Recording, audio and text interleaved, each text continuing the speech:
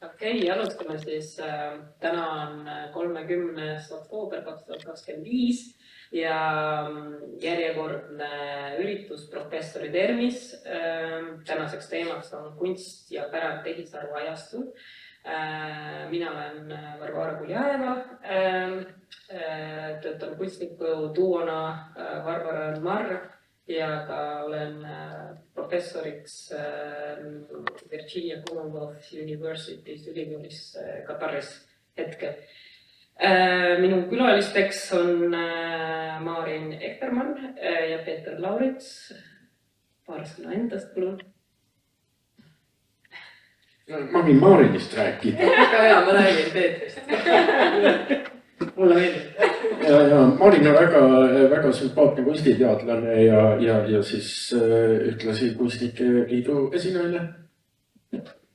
Ja Peeter Laurits on legendaarne kunstnik, kes on pikalt tegelenud foto- ja digifotomeediumiga ja ammutanud palju inspiratsiooni ja annab inspiratsiooni tagasi Pütiorule, legendaarsele Pütiorule.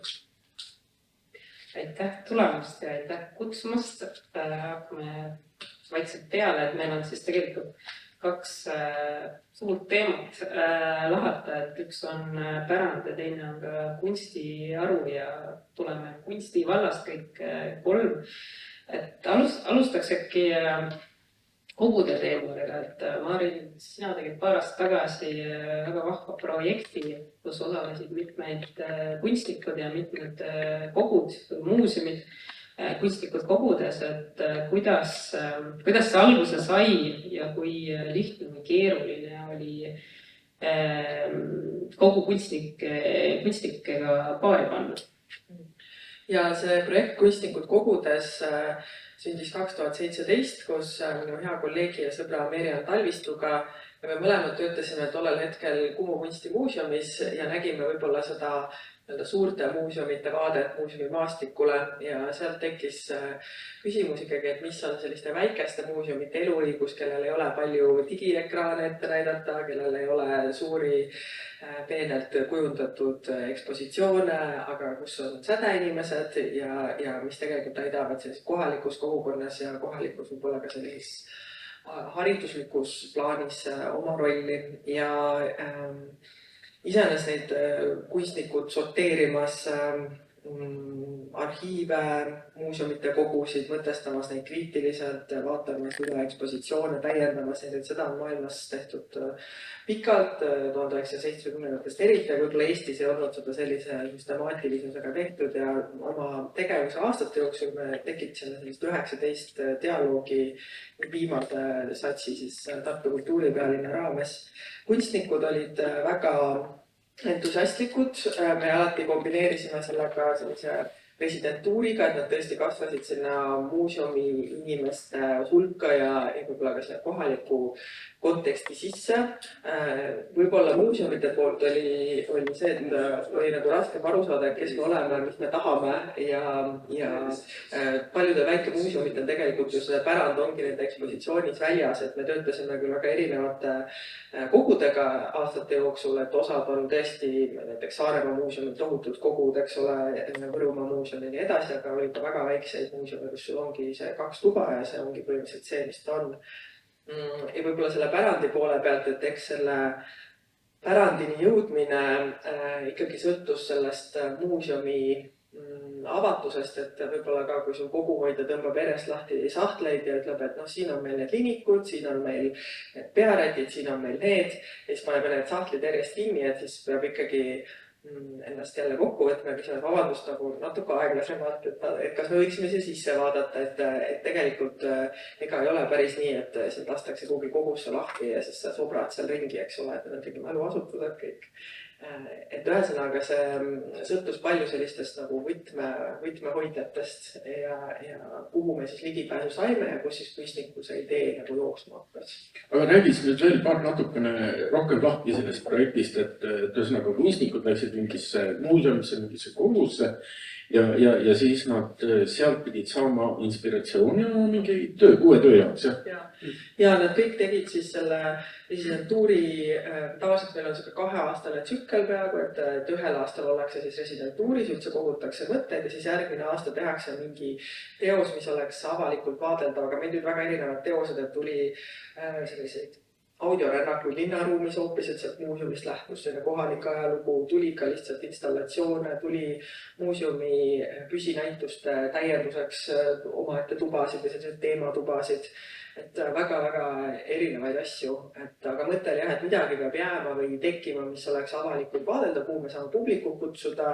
Sest üks selline hüpotees oli ka selliste väikemuuseumite puhul, et võib-olla kohalikud inimesed, täiskasvanud just ei satugi enam väga tihti sinna, et kõik on oma kooliprogrammide raames ära käinud, eks ole, ja lapsed käivad ja nii edasi, aga et võib-olla seal ongi tunne, et see EXPO on seal, ma tunnen seda, aga et taas tuua nagu kohalikud täiskasvanud uuesti kuidagi selle pärandiga mis see dialoogi või kontakti. Aga kui tähtsad on sellised projektid kogu, mida sa oled täheldanud ka selle vahel? Me tegelikult kokku tegime 7. Aeg lendas. Aga ma arvan, et tegelikult oleks pidanud iga projekt kestma veel kauem, sest et kontaktid tekivad aeglaselt või sellised tähenduslikud kontaktid tekivad aeglaselt ja näiteks residentuuri perioodi umbes selline 2 nädalat ja siis kunstnikud hakkasid käima nagu pöördusid mitmeid kordi tagasi. Et lõpuks isegi tundus, et see on liiga lühike, et ideaalis on sellised programmid ideaalses maailmas. On ikkagi sellised, kus sa oled 2-3 kuud koha peal, eks ole, ja siis sa tuled tagasi, et sa lood, et selles mõttes me olime nagu isu äratajad või isu tekitajad kuidagi, et nii sellele kunstimaailma poolele, laiemale publikule kui ka siis võib-olla muuseumimaastikule signaliseerida, et sellised residentuurid on võimalikud, sellised koostööd on võimalikud, pärand on lahe, siin on nii palju ägedaid asju, tule vaadake, selles on väärtus, me kõik ei pea olema koonduma ainult, ma ei tea, Eesti Kunstimuuseumi, Meremuuseumi ja ERMi vahele, eks ole, oma pärandiga, et tegelikult need tugipunktid on hästi olulised, et selles mõttes ma loodan, et seda nagu tunnet me suutsime tekitada, aga kogu aeg oli ikkagi see tunne, et aega on liiga vähe, raha on liiga vähe. Praegu nagu see, jah, tahaks veel. Jah, kui mingit projekti taga ei ole, siis on nagu raske, et seal midagi tekiks. Aga nüüd ma saan aru ka, et miks sa nagu küsisid, et millal meie alustasime selle projektiga, et jaanuaris, et nii vähe aega, et ega tuli oli takkus küll, et selles mõttes, et kui meie tegime siis oma nende päevaraamatute valikut, siis ma palusin ERMi teadustöötajatele, et siinkohal tervitan Agnest ja Pillet. et ütlesin, et valige mulle kõige huvitavamad välja, et teie arvates, nemad olid mulle head nagu filtrid selles mõttes, just Agnes. Ja siis sealt nagu me filtreerisime omakorda, eks ju, et kui jah, seda aega ei ole, kõik need arhiivid läbi käia, siis sinna tegelikult nii-öelda tavainimesena peale lennates või sisse lennates sa ei jõuagi kuhugi tegelikult, et isegi kui meil on muisid, sa võid neid muisi nimeline, et meil on muis ja nii edasi, kõik on seda väga usinad mäluasutused täitnud viimastel aastatel või 10, aga et tegelikult see objekt ei hakka sinuga alati kõnelema, kui sa näed seda pisikest pildikest, eks ole, seda kirjet, et sa pead ikkagi seda materiaalsust tunnetama, seda tekstuuri, seda lõhna ja nii edasi, et see on jällegi selline järgmine isu ärataja, et jah, ma arvan, et sellised ongi need võtmeisikud on nii olulised selle pärandi uhkel viisidel avamise poolest ka tegelikult. Jah, muuseas selle projekti raames ma õppisin muisi kasutama, et just nagu visuaalmaterjali, pihtmaterjali, et leida nagu vassaid ja nii edasi ja siis kui ma läksin sinna Rannarootsi näitusele, siis ma hakkasin neid objekte nagu ära tundma, et kuidas need nagu videotes ka enam-vähem nagu tulid ja nii edasi, et see oli nagu päris huvitav koostöö. Aga Peeter, sulle küsimus, et kogud pärand, arhiivid, kas sind kui kunstnikuna need paeluvad? Jaa, muidugi. Tegelikult ma olen selline muuseumi laps olnud kuskil 4.-5. eluaastast. Vanemad leidsid, et parem on anda mulle 20 kopikat kätte ja lasta vanalinna sellepärast, et siis ta läheb muuseumisse. Muidu ta teeb Aguli õue peal lõket või pommi või midagi muud ohtlikku. Aga ma sõna otseses mõttes ma elasin muuseumites enne kooli minekut, eks pärast kooli ajal ka. Ja ma ostsin kommi, ma kostitasin muuseumitädisid kommidega, siis ma sain tasuta sisse. Et tegelikult muuseumitädidel oli rohkem komme kui minul. Ja siis nemad kostitasid mind vastu. Ja see kõik oli nagu väga hästi tasakaalus. Ja mind kohutavalt erutasid muuseumid, arhiivid, nagu kõik võimalikud sellised mäluinstrumendid siis. Ja tegelikult oma loomingus ka ma olen neid nagu mingil määral kasutanud, eriti sellises varasemas loomingus, aga see saadik nüüd 96. kui ma Kültiorgu kolisin, siis nagu kogu see inimtekkeline kultuur on jäänud mul kuidagi nagu rohkem tahaplaanil. Ja ma olen tegelenud nagu otseselt taimede ja teiste eluvormidega. Põhiliselt püüdnud nagu ette kujutada ja tajuda, missugune võib olla teistsugune teadvus. Põhimõtteliselt teistsugune teadvus kui minu teadvus. Ja see on tundunud huvitav, aga näiteks ma olen vahepeal teinud küll Jaak Kilmi kutsel ühe sellise näituse ja väikse raamatukese Mattise martüürium, mis puudutab seda Ükskülli lugu, kelle pea seal Tallinna väravate vahel maha löödi ja nii edasi. Et selline arhiivitöö mulle väga meeldib ja ma tegelikult enda lõbuks ma kolan päris tihti arhiivides ja loen mingisuguseid vanu jupikesi ja narmaid, mis on nagu sellest mälust või pärimusest jäänud. Aga jah, mu loomingus see nüüd viimasel ajal ei ole väga palju jõudnud. Kommid hoiad kõik endale? Jah, kommid on ära kohe. Teadus ja ühisteadus on väga põnevad terminid, et sa oled kirjutanud ka Peeter sellest natukene. No jaa, ma olen, see ongi nagu see, et kui sa sukeldud loodusesse, kui sa lähed teiste eluvormidega kontakti, siis see üks asi, mis kohe hakkab hajuma, on indiviidi mõiste, sellepärast, et looduses on kõik asjad nagu palju tihemini ühendatud, kui me nagu esimesel pilgul tajume. Ja tegelikult meie inimesed, me oleme ka omavahel palju rohkem ühendatud, kui meile meeldiks seda arvata, sellepärast, et kuskil renessansi ajal või isegi varem tekkis indiviidi mõiste, et me kõik oleme nagu kohutavalt unikaalsed ja tähtsad ja erilised ja olemegi muidugi, jumala eest, aga tegelikult me oleme nagu nii paljude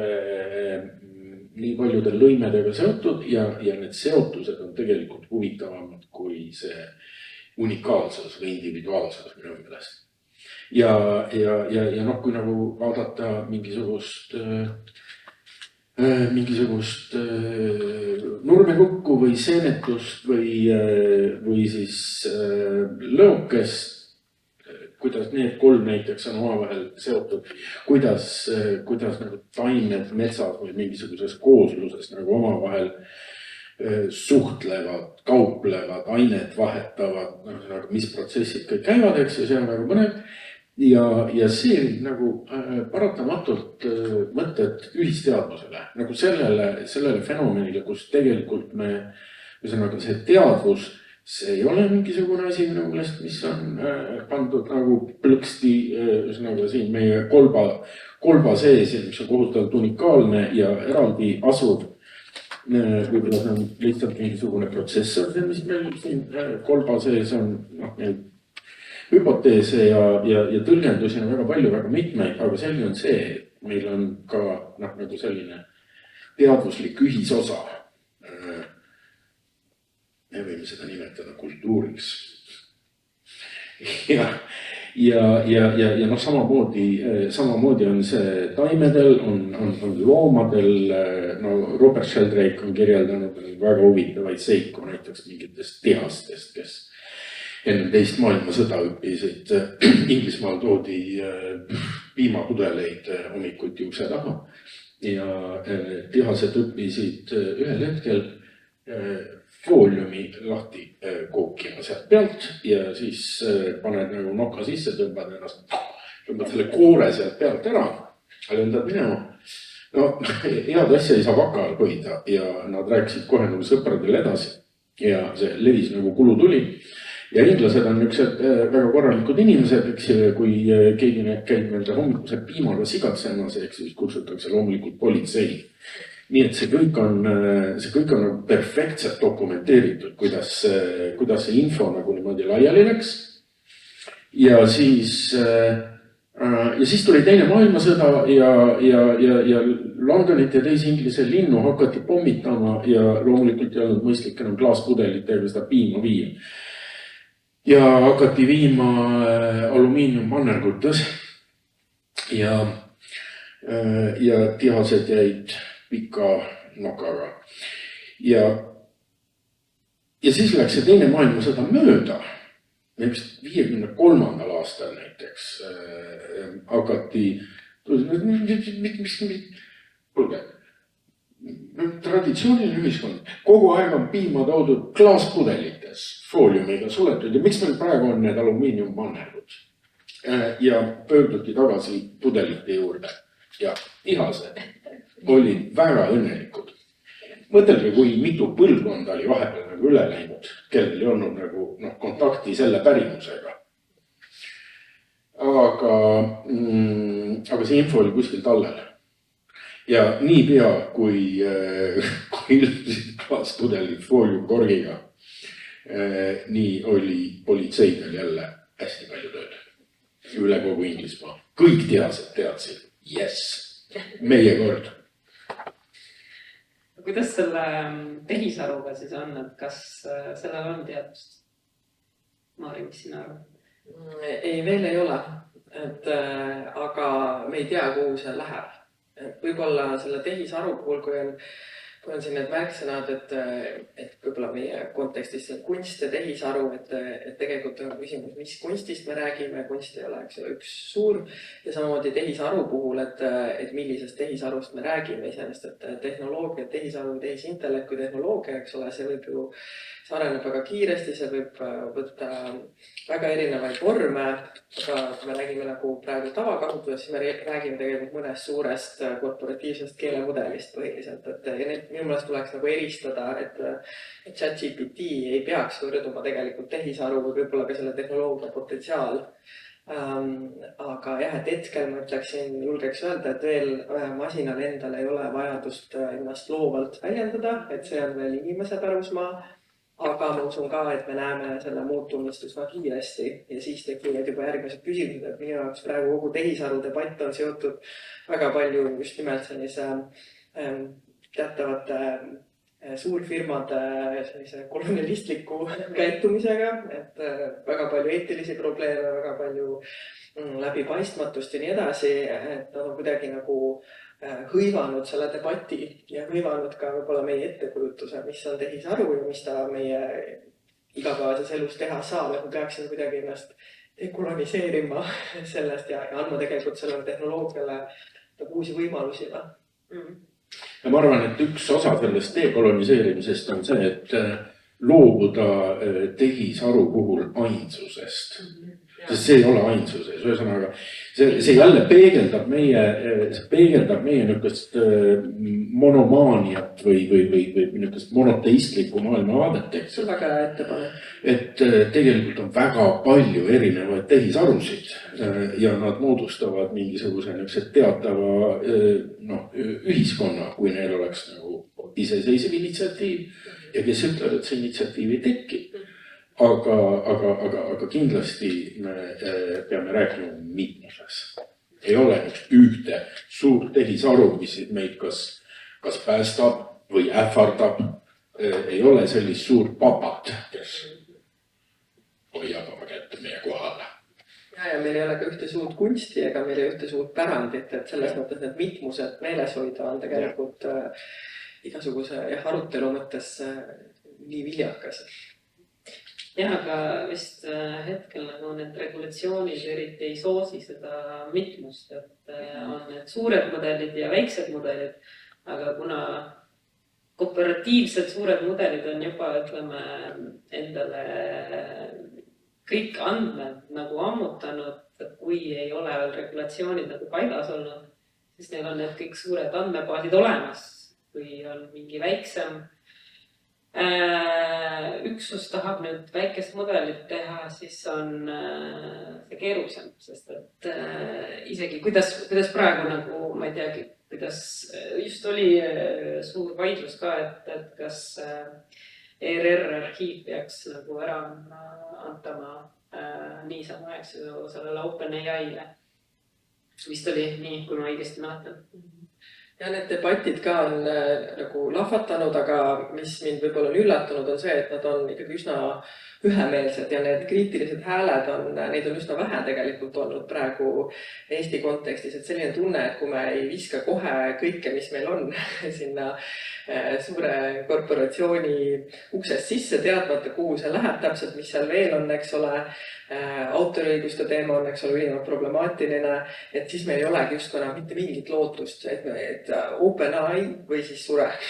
Ja ma arvan, et me ei tohi lasta endale tegelikult selles mõttes sellist mustvalget maailma ja kiirustamist tegelikult peale suruda, et me peaksime ka nagu kultuurina ja rahvana hoidma ikkagi sellist nagu natuke jõustatumat positsiooni, et see ei ole nii, et me nüüd kaome kohe maa pealt ära, et võib-olla see on praegu kindlasti mingi laine, võib-olla see laine nagu paari aastaga, me ei tea, kuhu isegi aastaga, me ei tea, kuhu see läheb, võib-olla väikesed mudelid saavad jõudu juurde, vabavaralised, tehnoloogilised suunad saavad jõudu juurde, et tegelikult ma arvan, et siin on ka vastuliikumine kuidagi globaalselt täiesti olemas, me peame selle võib-olla ise sinna võib-olla panustama, aga et ma olen täiesti vastu sellisele hüsteeriale, et kui me nüüd tõesti, et OpenAI-ga on nii palju probleeme, kõik nagu just teel siia bussis lugesin uudist, et nad on nüüd lõpuks nii-öelda irooniliselt teatet, et nad on maski lõplikult maha võtnud, eks ole, kunagisest sellist idealistlikust non-profitist on saanud, eks ole, selline küüniline mõlemat poolt kaasav for-profiti osa samamoodi suur firma tegelikult, et kellega nagu öeldud on nii palju probleeme, et miks me peaksime kohe nagu viskuma sinna samasse, et me ei jää millestki maha, meil on oma jõud, meil on oma kultuur, et seda kuidagi nagu tunnetada. Läks nüüd natuke pateetiliseks kõneks ära, vabandust. Ma võin küünilist lisada, et esmaspäevases memos Sten Tamkivi kirjutas, et sellele OpenAI-le, üsnagi ChatGPT-le ja siis hiinlaste mudelile mõlemal oli antud $10,000, et nad börsil mängiksid. Ja siis ChatGPT oli suutnud nädalaga 70% sellest põlema panna ja hiinlaste oma oli teinud nagu 90% suuremat kasvu kui nagu lihtsalt lastes seal nagu mingi jaotuse peal püsida ja oodata. Näe, see on praegu ka ju, et Hiina mudelid on ka tegelikult väga palju paremad. Räägitakse, et on paremad kui ameeriklaste omad.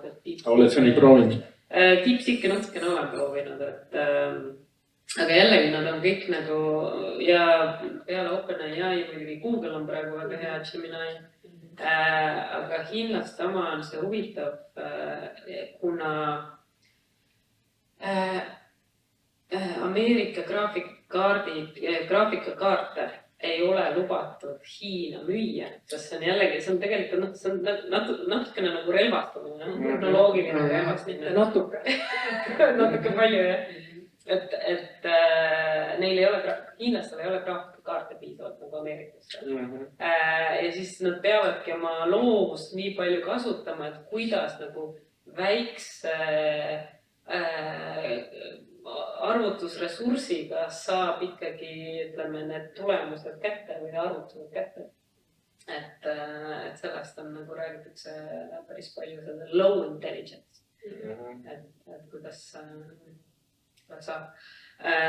Me võtaks sealt paar küsimuse lehte äkki.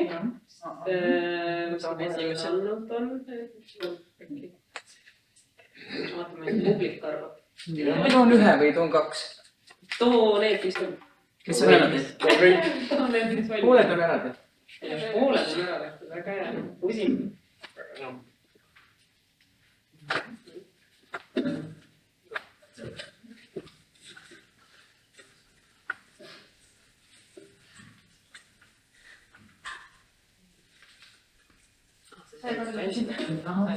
Okei, no siis saab ma teha.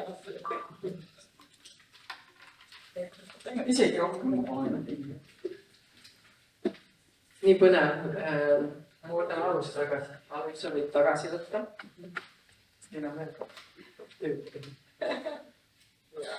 Ma olen nagu tehisaru kasvanud neid ära vahetus. Lähed börsile ja meie kollektiivse aju pealt. Kuskile võitlusse pastakas. Siia. Jah. Nii, mis sinu instruktsioonid meil on? Loeme ette või? Ja loed küsimuse ja mis on vastab. Need on need nagu päevaraamatud, kus saab käekirja teha. Ma loodan, et me väga mööda ei pane. Aga jah, et küsimus oli, et mis hirmud seostuvad tehisaruga. See areneb nii kiiresti, et ei tea, mida oodata. Hirm, et seda tehnoloogia kuritarvitatakse. Täiesti kirjutan alla. Siis, et inimeste tähelepanu valmidus vaeva näha väheneb, valeinfo levik, loovinimeste võimalik töökohtade kaotus. Mõtleks isegi mitte võimalik, vaid nagu juba juhtunud töökohtade kaotus. Mis te arvate, mis töökohad lähevad siis kaduma? Mina pakuks, et või mis on juba läinud, on tegelikult need töökohad, mis mõnes mõttes kommertskunst, mis loovad näiteks illustratsioone, pildipankasid, moodboard, mingeid selliseid fillereid, mida meil on kuskil vaja. Igasugused võib-olla sellised nagu täited.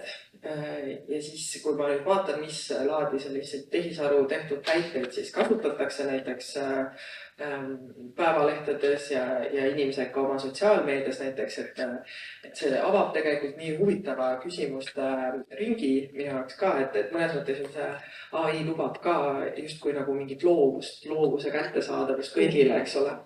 Aga samas ma ütleks, et see on natuke võlts lubadus, sest et tegelikult esiteks see loovus ei ole mitte sinu enda loovus, vaid et see on kuskilt teisest andmepangast kokku sünteesitud ja tegelikult varastatud. See on tehnokraadi ettekujutus loovusest. Aga et siin on palju on seda tehisaru tuleku puhul ja kunstide puhul rääkides on seda võrrelnud ka fotograafia tulekuga, eks ole, 19. sajand, et kus inimestel tekkis tunne, et nemad saavad sellele maagiale ligi, et järsku polegi enam seda École de Beaux-Arts ja kõiki neid salonge ja kõike vaja, eks ole, et maailm ühe nagu Kodak, eks ole, kes tuli selle esimese kaameraga, neil oli ideaalne reklaamilause. You push the button and we do the rest, et sina vajutad nupule, me teeme kõik muu, et me võtame sult selle aparaadi ära, ilmutame ära ja anname sulle aparaadi koos uue filmiga tagasi. Et see oligi revolutsioon tegelikult, et mul on tunne, et praegu nagu kuidagi on natuke midagi sarnast, et me ainult vajutame nuppu, eks ole, ja juba tuleb siit see tekst muutub mingiks liikuvaks pildiks või mingiks illustratsiooniks koosolekule või midagi sellist. Aga jah, ja selles on väikest sellist joovastust ja nii edasi, aga võib-olla, ja see olekski võib-olla okei, kui kõik see jällegi ei käiks nagu läbi nende see jõustamine läbi selliste suurte korporatsioonide, kus sa tegelikult saad kasutajana sellist teimapuru lihtsalt. Võib-olla ma jälle rääksin väga pateetilisest, aga võib-olla ma annan teile ka võimaluse. Ja töökohtade kadumise suhtes, et huvitav on see, et praegu päris paljud programmeerijad on tööta. Et neid on nagu koomale tõmmatud, sest koodi juba inimene ei pea nii palju kirjutama. Samuti tegelikult nagu loovad töökohad on ka nagu vähenenud, ütleme, et disainerid võib-olla ei ole nii palju vaja ja tegelikult on Max Planckist tuli see uurimus ka välja, et see tehisaru on tegelikult peaaegu kõiki nagu valdkondi mõjutanud ja selles, mida ma tahtsin veel öelda, et kui tehisaru ei saa kõike ära teha, et mul on, kui ma nagu tutvustan loengutes või oma kursustel tudengitele tehisarust, väga kiiresti nad ütlevad, et see on nii loll tööriist, et sellega ei saa. Aga siis ma vaatan, et tegelikult nad ei küsi õigeid küsimusi, et mida rohkem sa ise tead, seda rohkem sa saad seda nagu suunata ja samamoodi nende programmeerijatega on see, et neid ei ole nii palju vaja, kes seda hullu nagu tööd ära teevad, aga on vaja inimesi, kes nagu saavad aru, kuidas nad saavad seda tehisaru nagu suunata ja ära kasutada. Võib-olla sellega koos töötada või mingid komplekssemad teemad jäävad ju ikka alles või sellised, et võib-olla sellised kõrgema taseme spetsialistide vajadus ei kao kuhugi ära, et neid töid veel ei võta tehisaru üle.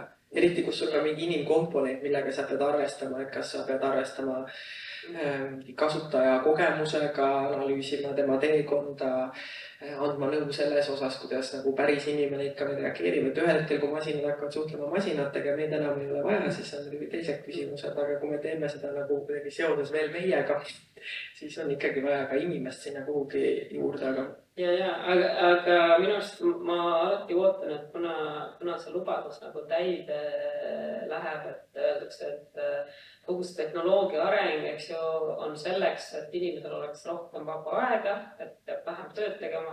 Aga minu arust on see nagu tagurpidi, seda tööd tuleb aina juurde, eks ju, et sealt tulevad mingid tööriistad juurde, et saad kiiremini ära teha. Et nüüd ongi minu arust see, et alati kõik küsib, et kas sa kasutad või ei kasuta, eks ju. Et lõppkokkuvõttes on see, ütleme, oma tööaja või ütleme, oma loomeaja või oma vaba aja nagu küsimus, et kas sa oskad neid uusi tööriistu kasutada või mitte, sest seda tööd tuleb aina juurde, mitte ei lähe vähemaks minust. Jaa, aga kas me oleme nõus sellega või? Kas me oleme nõus maailmaga, mis muutub ainult efektiivsemaks, kus me peame olema järjest optimeeritumalt tegutsema, püsima mingis võidujooksus kaasas, et ma arvan, et see on küsimus, mida me peame tegelikult ka julgema küsida, igaüks mõnes mõttes ka isiklikult lahendada, võib-olla ma olen väga sinisilmne idealist, aga et mul on tunne, et see lisaks sellele võidurelvastumisele panustamisel, mida sa iga kord teed, kui sa seda ChatGPT-d kasutad, eks ole, tegelikult sa treenid ju, eks ole, masinat oma küsimustega, oma sisendiga, kõige sellega, kas sa tahad seda teha, kellele sa seda teed, kes sellest kasu saab. Et mingi kriitiline mõtlemine ja veidike sellise laiema pildi taju ei tohiks nüüd selle vaimustusega, et sa saad ise kassi videosid toota nagu ära kaduda. Aga muuseas eelmisel veel arendada seda töökohtade kadumist või tekkimist. Eelmise nädala Delfis Peeter Jalakas viskas õhku täitsa huvitava mõttekäigu nagu sellest, et tollest need adumid võtavad töö ära, tõesti näiteks programmeerimise kraavikaevajatelt, sest programmeerimises on hästi palju niisugust tohutud rutiinset tööd ja üldse nagu tehnoloogilises ruumis, eks ju, insenerid, arhitektid, eks ju, et nagu sealt nagu teatud funktsioonid kaovad ära, mida saab rahulikult kontoritöötajad, keda on Eestis viskas välja, kontoritöötajaid on Eestis mingi 80 000, kas tõesti nii vähe või? Mulle jääb vahest küll mulje, et on nagu pool elanikkonnast või ütleme töövõimelisest elanikkonnast, aga nii või teisiti olgu kas või 80 000. ja siis poliitbroilerid ja nii edasi, noh, kelle järgi tegelikult noh, nagu kelle funktsioon nagu kas kaob ära või kahaneb. Ja nüüd tekib nendel, noh, üks asi on muidugi nüüd kodanikupalk, eks ju, sest noh, kuidagi nad peavad nagu funktsioneerima, eks ju, muidu nad lähevad vargile, see on ühiskonnale nagu veel kahjulikum, eks ju.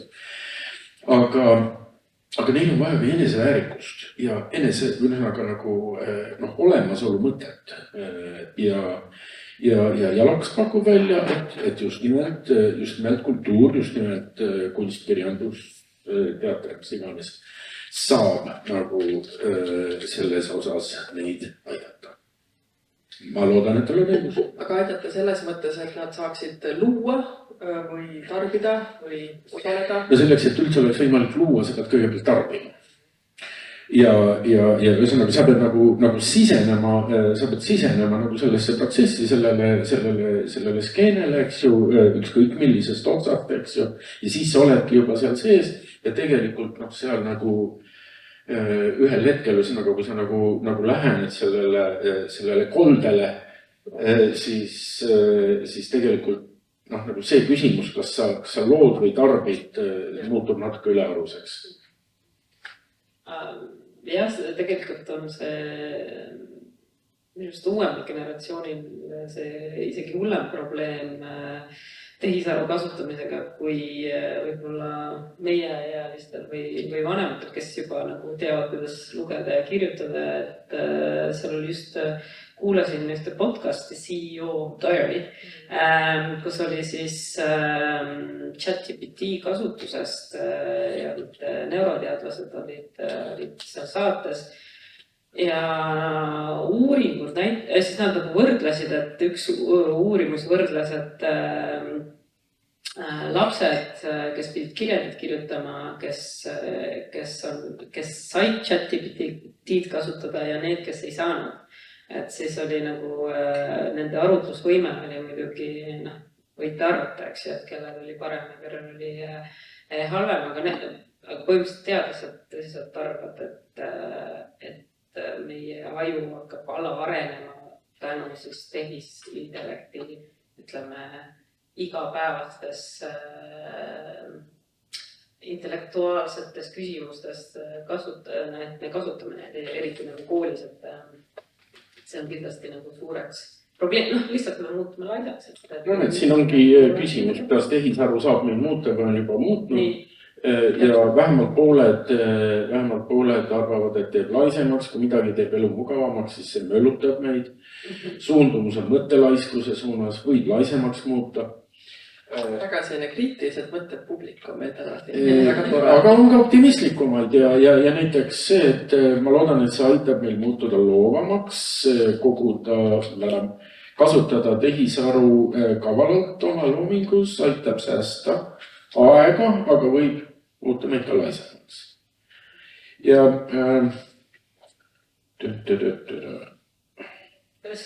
aga siin on muuseas ka üks on selline ühesõnaga, et nagu ilmselt fotograafia leiutamisel ei saadud kohe aru, kuidas see muudab kunsti, eks ju. Ja tõepoolest muutis väga huvitavalt, sellepärast, et fotograafiat oleks leiutatud, siis ilmselt ei oleks impressionismi, ekspressionismi, konstruktivismi, surrealismi, kõiksuguseid muid väga põnevaid asju, eks ju. Vaid me pintseldaksime nagu, noh, püüaksime maailma järgi joonistada. Aga üks asi, mis mulle tundub, mis meid nagu tehisaruga kindlasti mõjutab, on see, et pärimusest rääkides, mälust.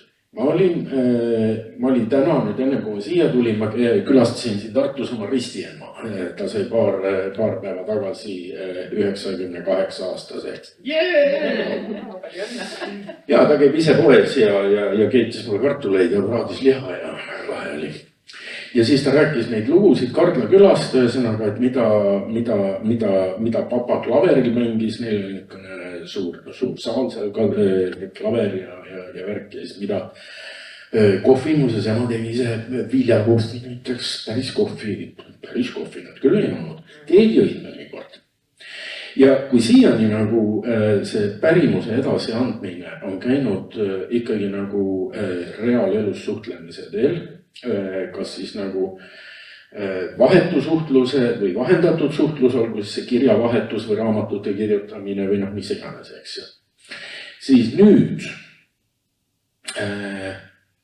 noh, see üks hea asi, mis tõepoolest on seoses kogu selle digitaalse kultuuriga, on see, et kogu see meie vaimuvara on muutunud nagu väga lihtsalt süstematiseeritavaks ja otsitavaks ja leitavaks.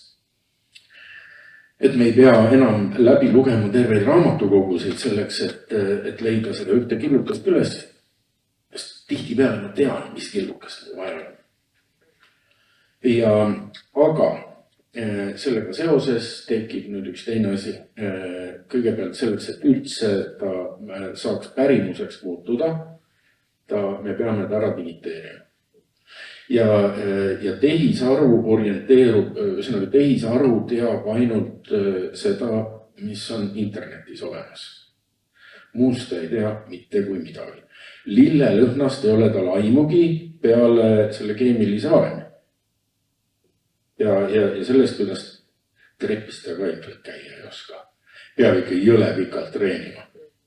Ja kartulikoorimist, no seda me nägime ju, no kes siis niimoodi kartuleid koorib, mulle andke andeks. Et see tähendab, et me natukene hakkame ise ka paratamatult samas suunas debiilistuma. Ja see on nagu tõepoolest üks oht. Ja siis on veel üks sõkane põnev asi nagu, seda vist kutsutakse mudeli kõdunemiseks või. Kus nüüd ühesõnaga, kui nagu mudelid treenitakse kas siis sarnaste mudelite pealt või siis selliste andmete pealt, mis see mudel ise on juba tekitanud.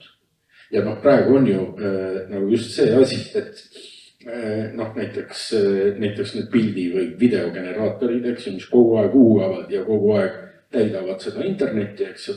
Ja selle sama pealt ja iseennast nagu treenib. Kui nüüd nagu zooloogilist terminoloogiat kasutades, kas see ei ole inbreeding või? Et noh, see paratamatult nagu viib mingi teatava mädanikuni. See on see, nad treenivad sünteetiliste andmete peal, need, mis on genereeritud, need lähevad jälle sisse, et see siis, kui on ületreenimine, siis jah, igast monster tulemused sealt nagu võivad tulla, aga see on jällegi nagu, et optimiseeritakse igast autoriõiguste koha pealt, eks ju, et tegelikult kas nende mudelite treenimise jaoks, mis nende autoriõigustest peaks nagu saama, kas iga kunstnik peaks mingi sendi sellest saama või mis teie arvates peaks toimuma? Võib-olla kõigepealt, et on praegu juba töötatakse ka selle nimel, kuidas siis takistada neid suuri mudeleid siis lihtsalt ahmimast endasse kõike, mida me oleme heausklikult juba internetti laadinud, et on päris huvitavad tehnoloogiad, näiteks Glaze, mis siis häkib seda kujundit niimoodi, et inimese silmale see kujund püsib koos samal viisil, me tunneme ta kõik ära, aga et siis masin ei suuda seda näiteks ära lugeda, eks ole, või siis näiteks leidsin ka sellise näite, et Getty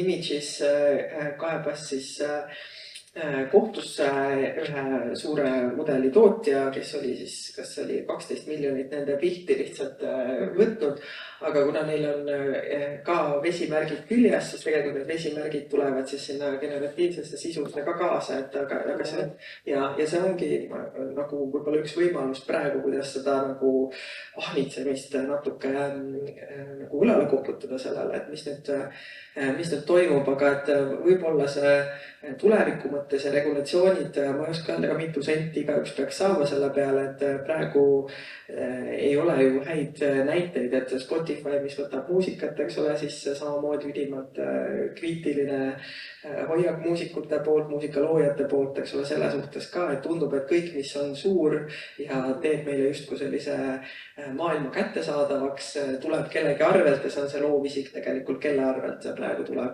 Et mina ka ei oska öelda, mis oleks kõige õiglasem lahendus, et praegu tundub, et sellised väikesed mudelid on ikkagi need, mis suudavad hoida oma läbipaistvust, oma eetikat ja nii edasi. Ma vaatasin, et Karen Howell oli sellel aastal ilmus raamat Empire of AI, mis on siis selline ülikriitiline vaade sellele OpenAI firmale ja selline nagu lammutav analüüs sellest, aga ta toob seal ka mõningaid positiivseid näiteid ja üks, mis ma leidsin sealt, oli siis Maori speech IA model, mis siis aitab Uus-Meremaal siis seda maoride keelt ja pärimust siis koguda ja koos kohalike või põlis siis rahvaste ja hõimude vanematega koos on siis loodud selline sisse räägitud näidete andmebaas, mille põhjal nad siis oma mudelit treenisid, nii et nüüd see suudab transkribeerida umbes üle 90% täpsusega siis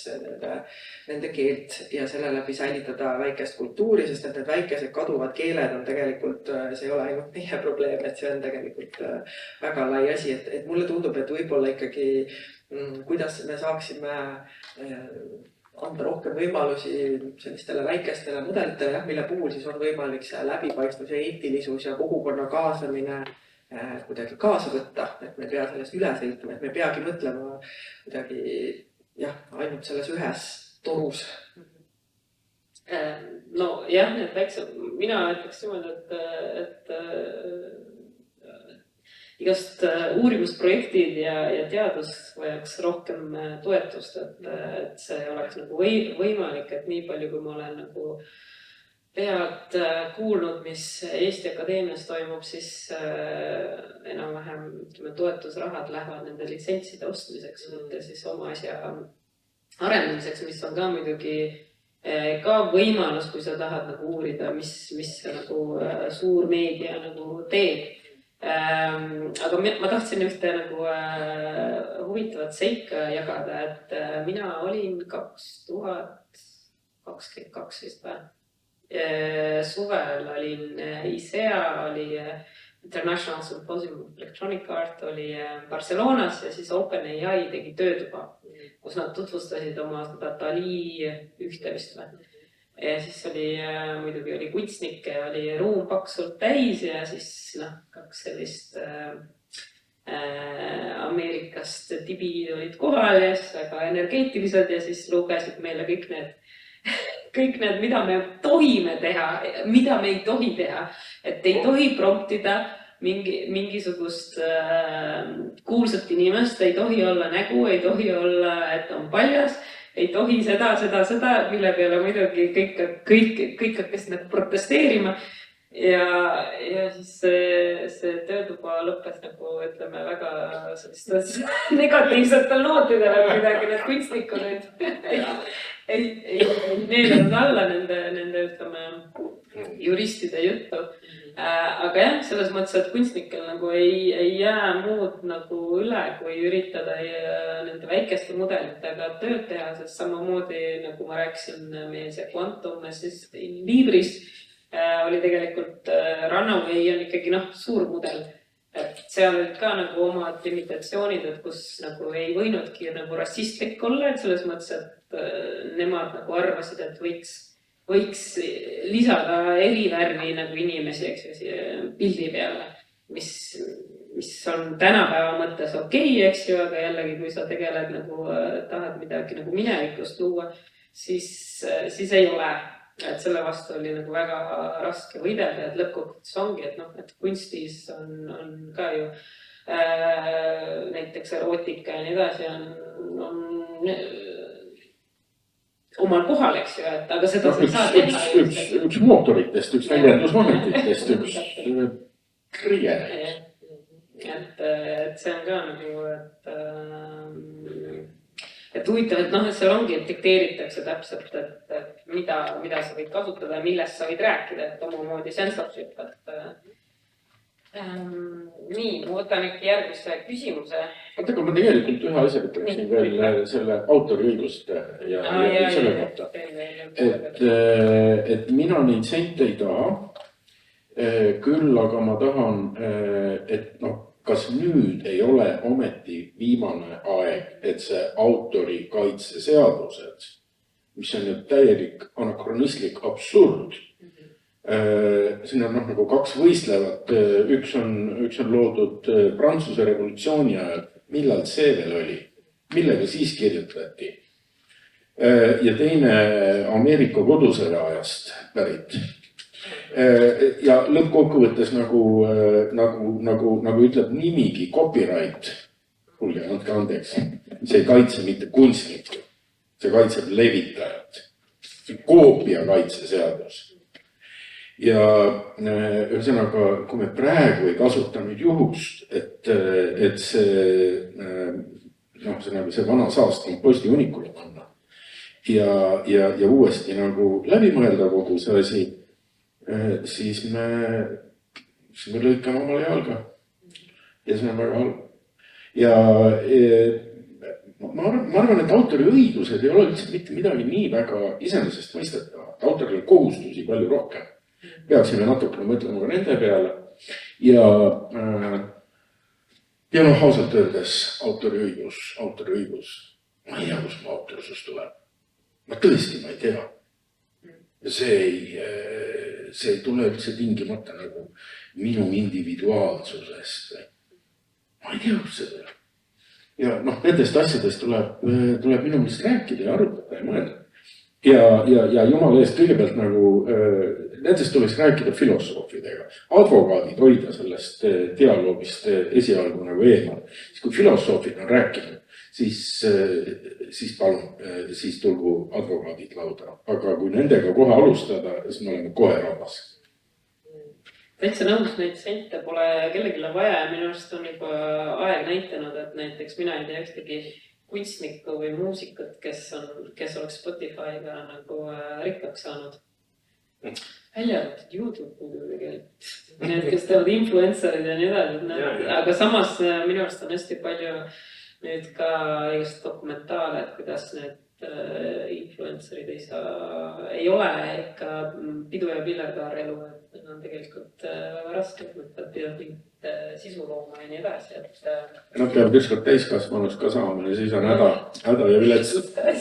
Ega sisu ongi raske luua tegelikult, eks ole, siin elus, et võib-olla ka mõtlema kunsti pealt, siis minu meelest see tehisaru veel sellist nagu teatud tüüpi kunstikogemust ei ähvarda, et kunst on ikkagi intuitiivne, kõiki meeli haarav, reaalses ruumis toimub kohtumine, et sellist intellektuaalset, sensoorset seiklust tegelikult see AI mulle ka ei pretendeeri sellele, et Gregor Kulla just hiljuti kirjutas hea artikli, minu meelest oli EPL-is, kus ta siis tõi ka välja, et see AI ei tahagi seda teha, aga ta toodab sellist nagu löga lihtsalt, aga kas see on siis halb, eks ole, mis on nendes kassivideodes, absurdsetes, sünteetilistes kassivideodes halba.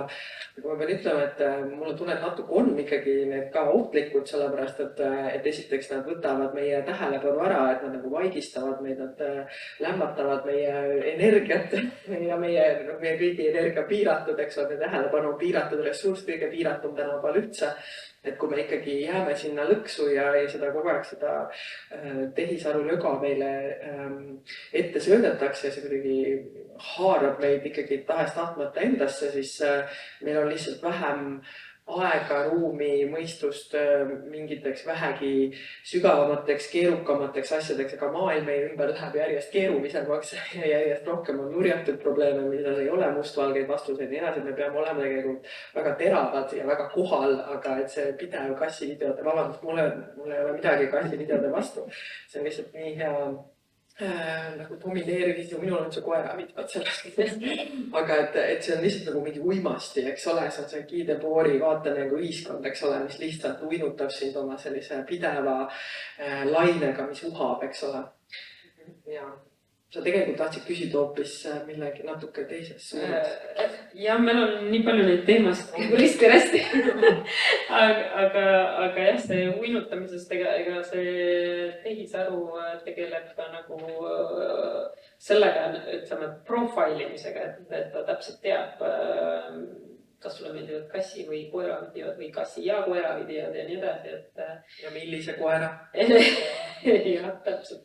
No eks sellepärast meil on üha rohkem ja rohkem neid nutitelefoni vabu koole, et see on kindlasti probleem, et see scrollimine on nagu lihas välus juba. Aga kui tulla tagasi jälle pärandi juurde ja mõelda, et kui siit ütleme 50 aastat edasi või natuke rohkem, et mis pärandit siis hakatakse nagu säilitama pärast meid. Ja siis üheks küsimuseks, mis siin olen kirjutanud, et publiku käest küsida oli, kas promptimine on tulevikupärand. Et praegu on meil ka isegi minu arust uus eriala nagu prompt disainer vist, et peab teadma, kuidas tehisarut küsida ja teda suunata. Siis mõned arvavad, et jah, et on küll tulevikupärand, siis seda näitab aeg. See selgub tulevikus peale tulevikku. Ei osku öelda, suure tõenäosusega jah. Nüüd läheb raskeks. Võib-olla, aga folkloorist sellest saab osa pärandist. Okei, ma loodan, et mitte. Pärandiks ikka midagi paremat jääda. Ja siis on promptimine on vaenu moodi kunst vist või venu või on või? Kes saab? Esimene. Omamoodi, no vaat. Nii, mul kadus mõte juba ära. Hea küsimus. Nii, äkki keegi tahab siin kommenteerida. Mul kadus ära, eks mõte, mis ma tahtsin jääda.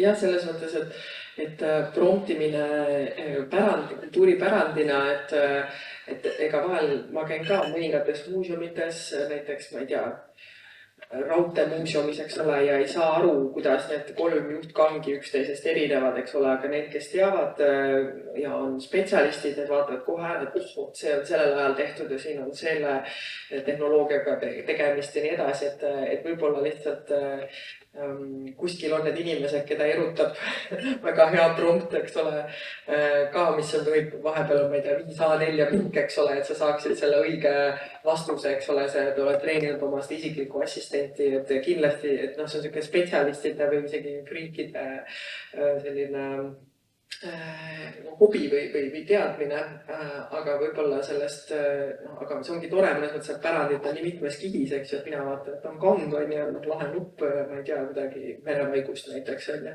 aga et siis keegi oskab sealt selle tehnoloogia välja lugeda, aga ma arvan, mingi kujul ta jääb meile kas mälestusena väga algelisest asjast, aga ma arvan, et selles mõttes see laine on juba praegu piisavalt suur, et midagi sellest meie pärandisse tuleb, aga mis ja mis kujul. Iseasi on see, et just sellised asjad talletuvad, sellepärast, et kui ma praegu nüüd mõtlen, kui palju neid andmekandjaid vahetunud mu elu jooksul, kui ma alustasin fotograafina, need tselluloidklindid ja nii edasi. Vahepeal mingid magnetoptilised kettad ja siis nagu mingisugused teistsugused kettad ja kolmandat sorti kettad ja need on SSD kettad. Ja ühesõnaga ükski nendest ei ole igavene ja ühesõnaga, et tegelikult ma kardan, et meid ootab ees mingisugune suuremat sorti andmeerosioon. Välja arvatud siis nüüd jällegi, kui me räägime nüüd mingitest suurkorporatsioonidest ja väikestest, siis need suured korporatsioonid nagu suurema tõenäosusega on hoolitsenud selle eest, et nende andmebaasid alles jääksid. Aga teisest küljest kui ei ole, siis see põrumine saab nagu veel suuremale ja huvitavam. Ma räägiksin nüüd lihtsalt ühe väikse metafoori, et kui ma olin laps, siis mu täditütrel oli akvaarium ja seal oli niisugune loorsaba, isegi mitu loorsaba ja siis seal akvaariumi sees nad olid kinni, nad ei saanud välja. Ja siis nad käisid oma ninakestega niimoodi naks vastu seda klaasi, siis kui mina vaatasin vastu, siis nemad vaatasid mind ka ja taksusid niimoodi ninaga.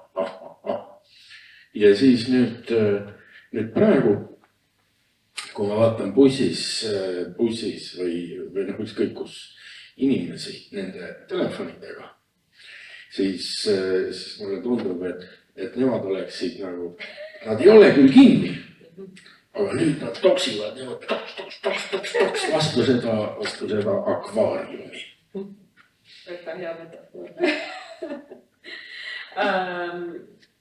Pärand selles, ütleme, tänapäeva pärandist, et mis tulevikus pärandiks saab. Samas minust oleks nagu huvitav tulevikus nagu näha, et näiteks need ChatGPT mudelid lähevad järjest targemaks. Et lihtsalt näha, et või kogeda, ütleme see chat, isegi praegu, kui vaatad, et proovid kasutada, tegelikult ei saa enam. Sest nad ei ole kättesaadavad näiteks ChatGPT 3 või 2 mudel, siis mõtled tõsiselt me nagu tegime sellega midagi, eks ju, et kui nagu magedad vastused sealt tulid, Aga seda ei ole nagu kuskilt enam võimalik välja kaevandada? Ma niimoodi avalikult ei ole küll nagu olemas, et meil on näiteks selle ChatGPT 2 või 3, kui mäletame, lõpuks me nagu tegime ise käsitsi raamatu, mis on Eena on selle nagu nimeks, kus me siis talletasime Covidi ajal, me tegime teatri näitemängu ühes Barcelona teatri veebis, kus siis nagu vanamoodi, ütleme, nagu see jututuba oli, kus sa ei saanud scrollida. Et sa nägid ainult seda, mis on seal, kes räägib selle masinaga, kuigi oli kirjutatud, et see on masin, kõik arvasid, et ikka äkki on ikka selle vastaja seal ise või vähemalt näitleja. Ja siis tulid nagu välja väga huvitavad sellised jutuajamised, sest et kuidas seda jutuajamist nagu me kureerisime, me viskasime vahepeal sisse lavastaja nagu indikatsioone, et umbes, et Eena nüüd, ma ei tea, pikali või suudleb sind ja nii edasi, et siis inimene reageeris ja masin reageeris inimesele ja siis me nagu printsime 900 leheküljelise raamatu ja käsitsi nagu selle köitsime ära, et siis sa saad nagu põhimõtteliselt nagu aru, et mis oli see tase, selle masina tase. Et samamoodi nagu oleks, Eliisat vist võib järgi teha. Eliisa oli esimene see nii-öelda jutumasin, aga ta ei olnud generatiivne, Viisepaun vist tegi seda. Et kus lihtsalt ta nagu noogutas kaasa, et jaa, on küll nii, et räägi rohkem ja siis ta oli väga üllatunud, kuidas inimesed nagu hakkasid väga kiiresti uskuma, et midagi inimlikku on seal nagu taga. Et see Turingu test, et läks tegelikult väga lihtsalt läbi.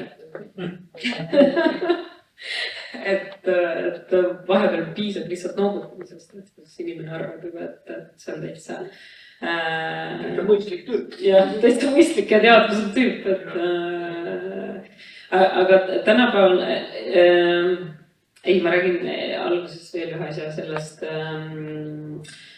tulevikupärandist, et ma just lugesin ühte raamatut, mis rääkis beduiinide naiste luulest, et kus nad siis on nagu enamus luulest on nagu suuline, käib suust edasi, et ei ole seda väga nagu kirja pandud. Ja sealt on nagu koorub välja, et millal, ütleme, tehnoloogia nagu jõudis ka nendeni, sest et luulesse nagu avaldus ja samamoodi kui neil siis, ütleme, naftaleiti ja nii edasi, et ilmselt see promptimine ja tehisaru hakkab nagu meie kultuur ka kindlasti peegeldama päris kõvasti tulevikus seda.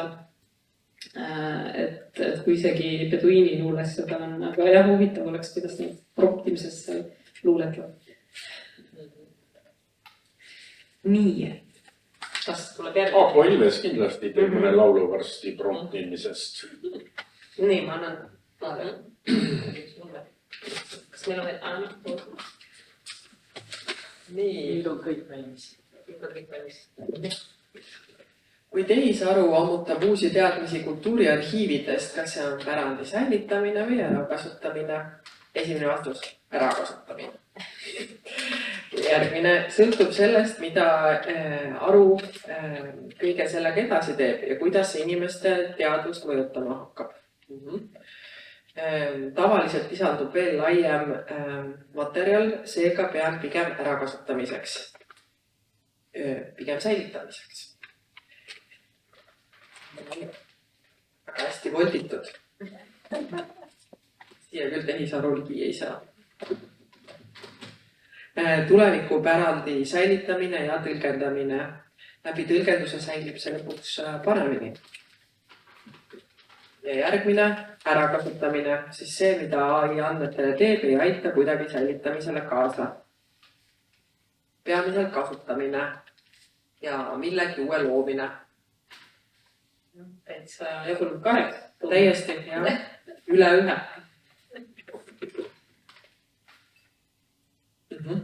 Jah, mis teie arvates? Et see kindlasti see kriitiline noot on muidugi kooperatiivsetest üksustest tundub nagu kasutatakse väga palju ära, rohkem kui tagasi antakse. Ja tõlgendamine on ka nagu väga tähtis, sest lõppkokkuvõttes selle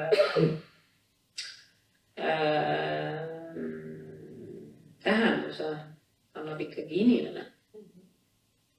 Ja kuskil on need inimesed need otsused teinud tegelikult, kuigi meile tundub, et me mõtleme ainult tehisaruga, siis tegelikult me oleme ikkagi ju dialoogis nende inimestega, kes on need mudelid toimima pannud, kes on otsustanud, kes on kodeerinud ja nii edasi, et see taga on ikkagi see inimene.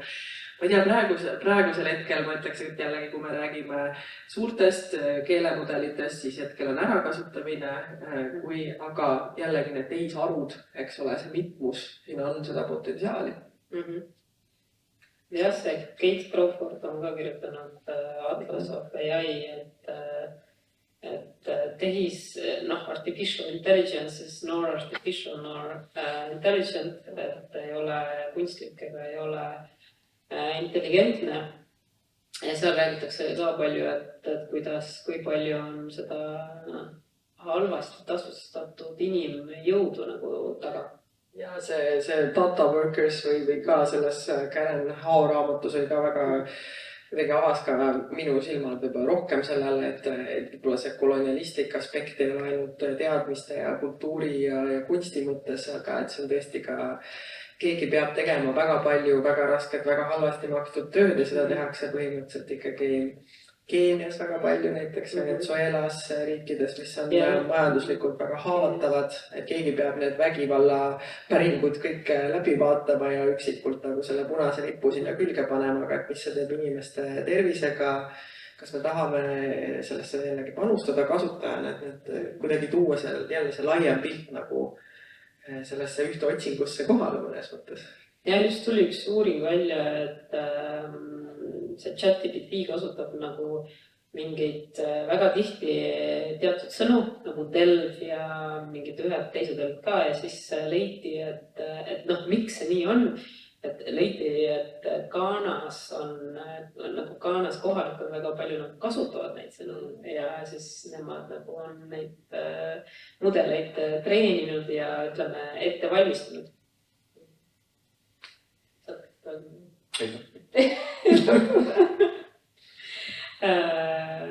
Jah, aga ma arvan lõppkokkuvõttes võib-olla võib öelda, et nendele suurtele mudelitele vist ei tasu oma arhiive niimoodi ära kinkida, eks ju, et nii siin need on ja loota, et midagi head sealt neile nagu tuleb, et kõikidel on oma kasu ikkagi. Üks hea, eks ju muidugi, mis tuleb, on see, et ta võib-olla eesti keele saab paremini selgeks.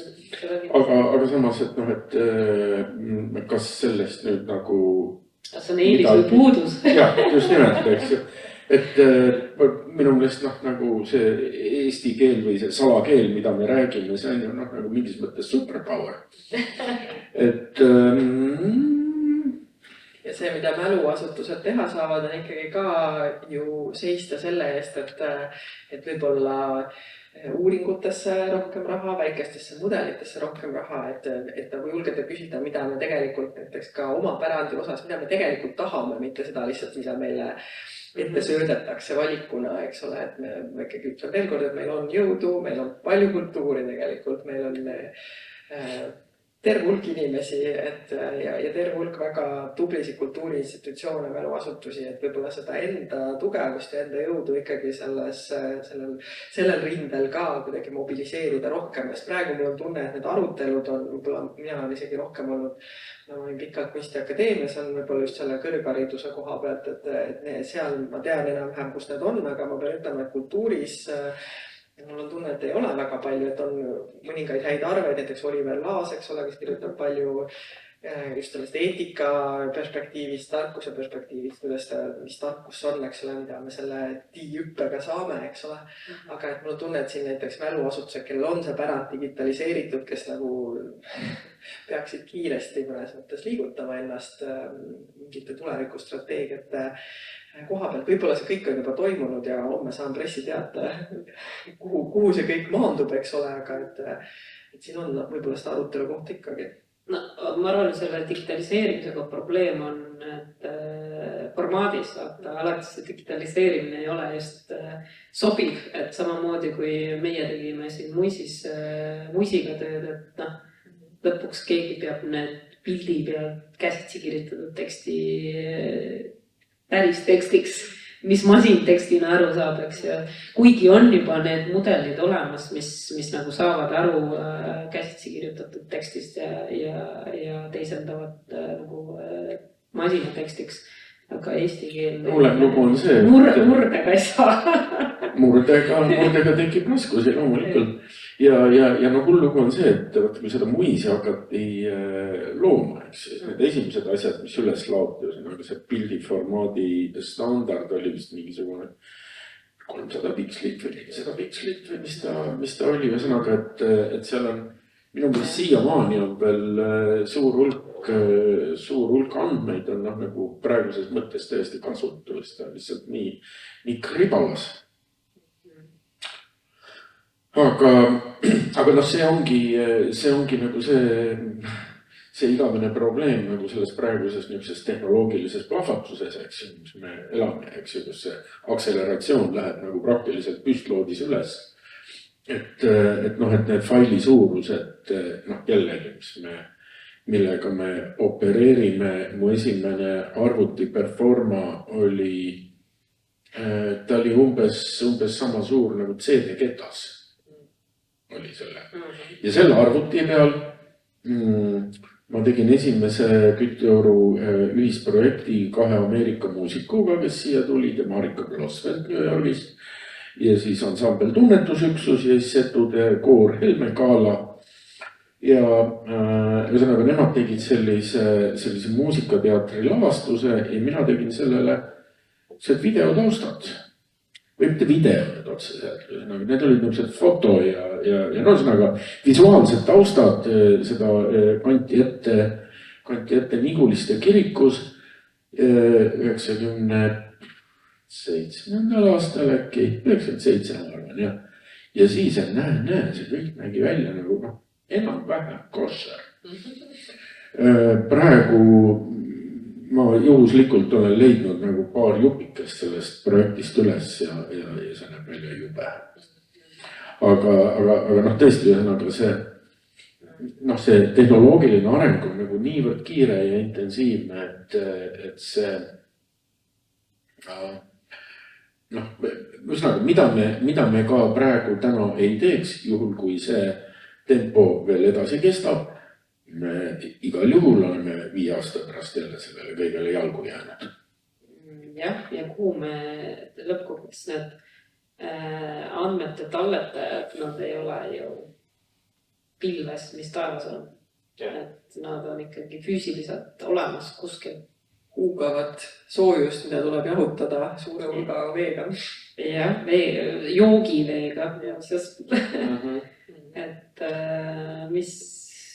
kuidas edasi, eks ju, et need tehisarumudelid on aina andmete ja elektri ja vee jalunevad seda üha rohkem ja rohkem, eks ju, aga seda ei ole. Aga sa, Varvara, oledki ju meist mõlemast nagu tehnoloogiliselt palju targem ja pädevam, et kui kauaks seda pidu jätkub, kuidas mis piiri peal me praegu oleme nüüd, ütleme selle nagu elektri või üldse energeetika mahutuselt, ühesõnaga, mida need adumid nagu nõuavad, see energia, jahutusvesi, eks ja kõik see muu. No jah, kui ma ainult teaks sellele vastust, aga minust me oleme nagu väga piiri peal, selles mõttes, et neid iga uus mudel, selles mõttes, et neil on AI data centers on samamoodi nagu elektrijaamad, et kui neid hakatakse ehitama, juba teatakse, et nad ei ole nagu piisavad. Et kuskil peab jälle nagu ehitama hakkama ja nagu vett ei ole ja nad tulevad üha nagu inimestele lähemale, et kus nagu segavad juba elamist ja nii edasi, aga jällegi kasutatakse ära kõige rohkem, hakkab nagu vaesamatest nagu peale. Ja siis järgmine probleem on ka muidugi, et see green technology, eks ju, et kui roheline on see green technology. Et nüüd nagu põhimõtteliselt seda sooja vett paiskatakse jälle jõgedesse tagasi, et nüüd nagu meie kliimas võiks mõelda, et kuidas seda nagu kütteks võiks ära kasutada. Et jälle Elon Musk mõtleb, et kuidas saata kõik kosmosesse, eks. Aga võib-olla tulevad kosmosesse datacenterid või Marsile või kuskil. Põhimõtteliselt me oleme natukene vist nagu selles novellis. Minu meelest nii Kafka kui Borges on kirjutanud novelli nagu sellest, kuidas tehakse kaarti, mis on veel palju suurem kui maailm ise. Maailmakaarti, mis on veel palju suurem. Lihtsalt jääb küsida, milleks. Jah. Aga jah. Ärme hakka vastama. Las see jäädagi siia õhku ja kaasavõtmisega. Nii. Veel küsimusi? Siin ei ole. Mida tehisintellekt ei suuda teha? Mõelda, suhestuda, midagi täielikult uut luua, ei suuda olla sõber. Vaat see viimane, see tõepoolest erutab. Sest see eelnev on nagu niikuinii enesest mõistleda. Aga jah, järgmine. Päriselt mõista, mida see teeb, ei ole võimeline suuremat pilti või konteksti nägema. Jälle väga õige, mulle tundub. Kuigi tegelikult ta näeb päris suurt pilti mõnes asjas. Aga nagu seda niukest lõplikku või metafüüsilist konteksti sinna ta vist ei ulata. Ta küll teab, et ta ei mõtle. Aga, ja et ta ei tunne. Seda taga täitsa avameelselt tunnistab, et ma ei tunne mitte midagi. Kuigi mulle aeg-ajalt tundub, et äkki ta valetab. Ja tegelikult mõtleb küll selles mõttes, et nüüd on see ChatGPT 5 thinking model. Ilmselt ta midagi seal mõtleb ikkagi, et noh. Vaata, eks kõik oleneb ju ja kõik oleneb sellest, kuidas me defineerime seda mõtlemist. Et see on jälle selline asi, nii teadvus kui mõtlemine. Tegelikult meil ei ole ühist vastust. Me ei ole seda kunagi teadnud. Ja me ei ole praegu sellele lähemale midagi jõudnud. Nii, kolmas vastus. Luua midagi täiesti muud. nii, ja 4. vastus, torumehe ja elektriku tööd. Oma kätega maailma ehitada. Absoluutselt. Ma kõiki oma noori sõpru julgustan kindlasti ükskõik mida õppige oma kätega tegema. See läheb ju reitsilt hindavasti. Sellepärast, et ühel hetkel on kõigil nagu sellest digitaalsest pläustist nii kõrini, ei taha seda näha ega puutuda ega ligi minna.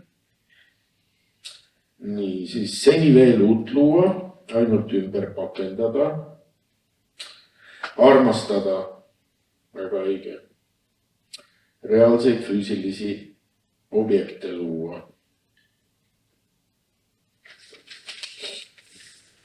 Nii täitsa huvitav jälle, kuidas selle armastuse simulatsiooniga võiks nagu minna. Sest arvestades, et niivõrd palju on psüühilisi probleeme maailmas, nagu see depressioon ja ärevushäired ja ühesõnaga Eestis ei ole praegu mitte ühtegi psühhiaatri ja kliinikut, kes ei ütleks sulle, et teine uusi patsiente ei võta. See on nagu standardne vastus. Võiks nüüd nagu eeldada, et sellele kuidagi reageeritakse digitaalsel tasandil ja püütakse luua mingisuguseid rakendusi, eks ju, kes siis aitavad hädas ja üksinduses ja meeleheites pingerdavaid inimesi.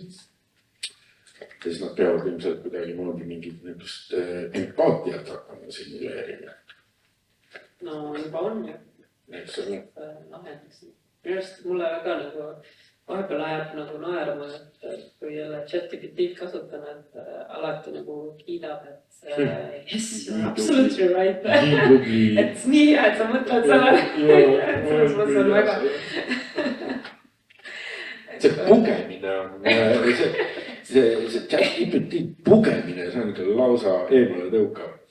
Et ma pean ilmselt midagi sinna preferentsidesse kirjutama, et nii ei lähe.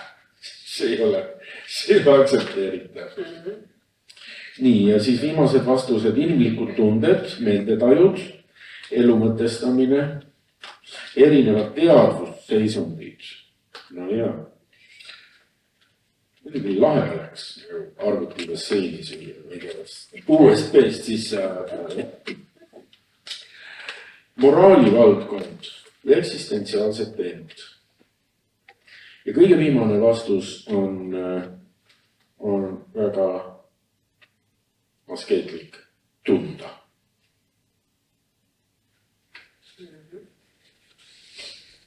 Ja mina sain siit küsimuste lehe, mis andis promptiks,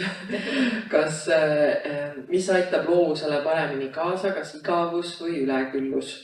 Ja teen kiire kokkuvõtte, et üldiselt kõik ütlevad igavus, aga siis on paar mööndust, et oleneb inimesest ja oleneb looja tüübist. Aga üldiselt mul tunne, et meie auditoorium täna on ära tundnud molutamise ja sellise vajaliku puhkehetke ja ajuruumi mitte üle küllastumise vajadused. Panna adu mingi prompti näsima ja ise minna ämbritega hallikalt vette oma. Oleks huvitav, mis juhtuks, kui internet või ühendus läheks ära nagu paariks päevaks. See oleks lahe. See oleks veel parem kui COVID. See ei pea ju, me saame seda ise teha selles mõttes, et me ei pea ootama mingit COVIDit, et võtta aeg maha, et saada kokku, et rääkida, et mitte teha endale nutivaba päev ja nii edasi. Et selles mõttes meil on ikkagi valik, kuigi tundub, et just kui ei ole, et aga tegelikult ikkagi alati iga päev on valik. Kas teie teete nutivaba päevi endale? Ma olen piiranud küll, sest et ega ma jään ka sinna kassi ja koera videode alla kinni ja siis vaatan, et ma olen scrollinud mingi tund aega, et mul on tunne, et ma olen liiga väsinud, et teha mingit mõttega asja, aga nüüd ma just proovin ka ikkagi ennast selles mõttes hoida natuke sealt eemale, sest et see tegelikult väsitab mind veel rohkem, et kogu see selline tõmblemine ja see teeb tõesti seda tähelepanu hakib kohutavalt, et pigem, aga see, et ma nüüd jõuaksin selleni, et mul on 10 minutit näiteks bussis aega, et ma ei võta endale sotsiaalmeediat lahti, ma ei võta meili lahti, et ma vaatan aknast välja. Ma juba tunnen, et see nõuab nüüd päris palju pingutust ja ma püüan seda pingutust teha. Pealegi kogu see sotsiaalmeedia teema, et ma tunnen, et see mõjutab mind just selles mõttes ka, et sinu elu ei ole kunagi piisav. Et isegi kui sa nagu nii-öelda kureeritud sisu seal, kuigi osadel platvormidel enam, eks ole, sa oled jälle uppunud selle algoritmi mingite löga alla. Aga osade puhul on ikkagi veel illusioon, et sa oled kuidagi kureerid endale sisu ja see on huvitav, intelligentne ja edasi, et tegelikult ma mingi hetk sain aru, et see ikkagi alati ütleb mulle, et minu elu ei ole piisav. Minu suhe ei ole piisav, minu puhkus ei ole piisav, minu töö ei ole piisav, minu lemmikloom ei ole piisav ja nii edasi, et ta ei oska teha mingeid naljakaid trikke. Tundub, et kõik teised labradorid oskavad maailmas, eks ole. Et ma sain aru, et see hakkab mulle tegelikult ajudele, et ma võin ju olla küll mõtlev inimene ja pidada ennast mõtlevaks inimeseks ja töötada kultuuris ja sügavate keeruliste asjadega, aga tegelikult see lihtsalt sõi mu aju ära. Et selles mõttes mina täiesti tunnistan, et ma pean sellega tegelema. Sest et muidu ma lihtsalt raiskan ikkagi neid tunde sinna löga alla. No ma pean tunnistama, et mul on samamoodi väga raske sõltuvushäire juba välja kujunenud sügav kliinilist sekkumist vaja. Ja siis ma, ühesõnaga Kütiorus mul on selline pisikene stuudio, kus ma töötan. Värvisin ta seest üleni mustaks, et ta oleks võimalikult suur nagu kosmos, nagu öine kosmos. Nii et ma selle nurki ma ei näeks ega hoomaks. Ja siis mul on selleks lüliti. Ühesõnaga, mul on kõik need ruuterid ja ühesõnaga kogu kommunikatsioon on pandud nagu ühe lüliti alla. Algselt see oli mõeldud selleks, et siis kui äike tuleb, siis ma kaitsen ennast. Ja siis ma avastasin kohe, et ma saan sellega kaitsta ennast ka hullemate asjade eest. Nii et ma aeg-ajalt ma teen omale sellist restarti ja niisugust abstinentssündroomi. Lihtsalt lülitan kõik välja ja kaon kõigilt radariekraanidelt paariks päevaks. See on jõudselt mõnus. Kuidas sul endal on? Jah, radarilt kadumine on minu arust mõnus, et mul oli just selline sundolukord see suvi, et ei saanud eriti 2 nädalat midagi vaadata. Ja siis olid, hakkad kuulama ja hakkad inimestega rääkima ja kuidagi on see mõttetu visuaal nagu kaob nagu ära ja siis muidugi see, ütleme, töö taskus kaasaskandmine on väga kurnav, eks ju. Et minu arust vahepeal ma tunnen ennast väga nagu privilegeeritud, kui ma ütlen, okei, nagu neid e-mail ei vaata ja ei vasta, eks ju, et igaüks ei saa seda tegelikult teha. Aga kunstnikuna, mis ma nagu tunnen, et mind nagu sotsiaalmeedia nagu väga ei tõmba tegelikult ja minu arust on see väga hea praegu on see Instagramis minu arust, et kui sa ei maksa, siis sa pead nagu ootama, siis ma vaatan nagu esimese ainult ära ja mis asja ei oota midagi, läheb kinni. Aga kunstnikuna tegelikult see näiteks Instagram on väga tõusnud nagu moodi, et ütleme, galeriisid võib olla nii palju nagu ei vajata, et kogu see, ütleme, oma promomine käib läbi sotsiaalmeedia. Aga samas on see nagu, järgmine nagu töö, mis on vaja nagu teha ja kuidagi ennast teises valguses näidata ja ennast promoda, kus mina nagu ei olegi nagu lõpuni nagu aru saanud nendest kõikidest võimalustest, mis Instagram näiteks pakub, et siis ma nagu korra nagu guugeldasin, et beginner tutorial Instagram ja siis tuligi välja, et seal on tegelikult väga palju õppida ja nii edasi, mis issand jumal, mina nagu ei suuda seda tegelikult teha, et sa võid oma seal veebipoe teha ja ma ei tea. Ühesõnaga ta mingil hetkel võtab nagu üle, et...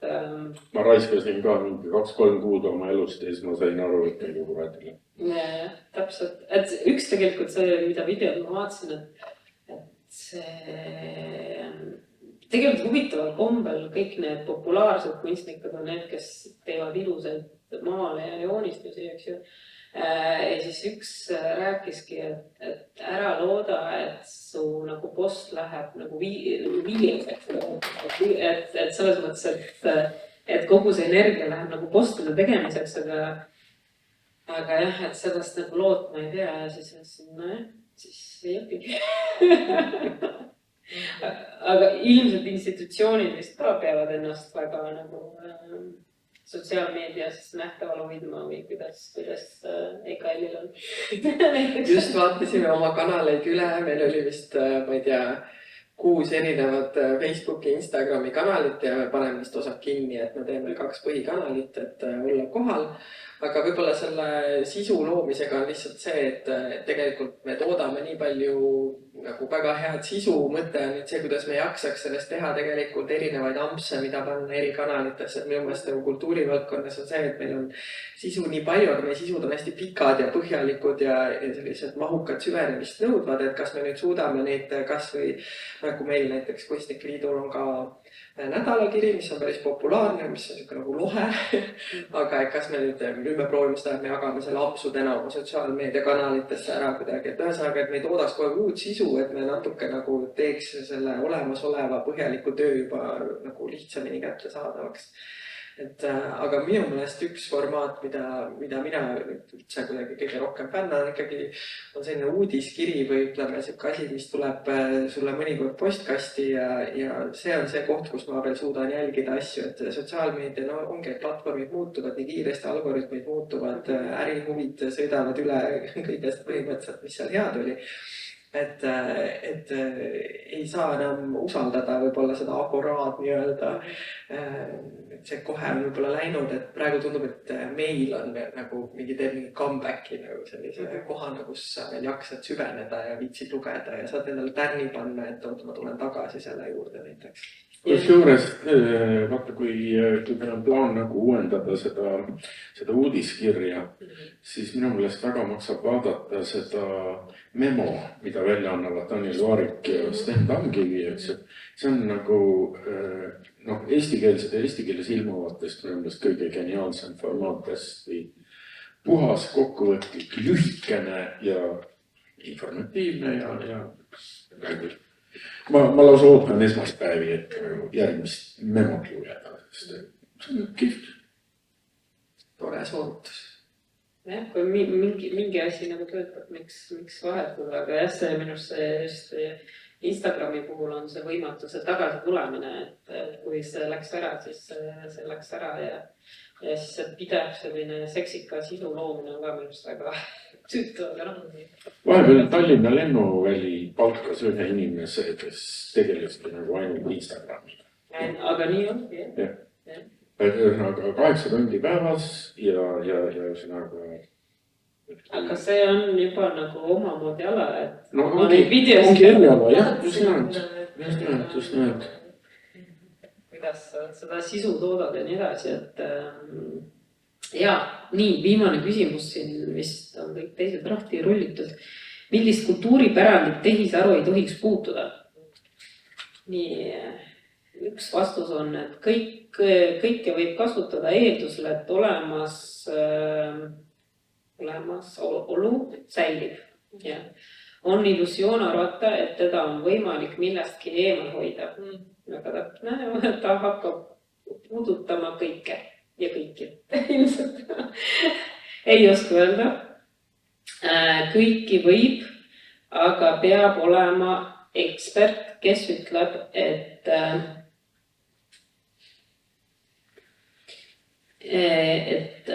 ilmselt see tulemus on ka adekvaatne. Sellist, mida annab liiga mitmeti tõlgendada. Ma ei tea, kas seda on võimalik piirata, et midagi ei talu või tohi. Käed eemale. Pigem peab õpetama inimesele, kuidas tehisaru toodetud kultuuripärandit ära arutada või no ühesõnaga jah, kuidas kultuuripärandi kasutada, see on jah, väga, väga õige.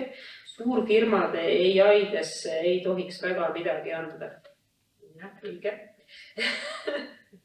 Üldreegel on, et intellektuaalne omand läheb avalikku kasutusse 100 aasta pärast ja isegi vähem võib-olla. Ei tohiks puutuda seda, mis on kellegi väga isiklik. Hästi arutatud.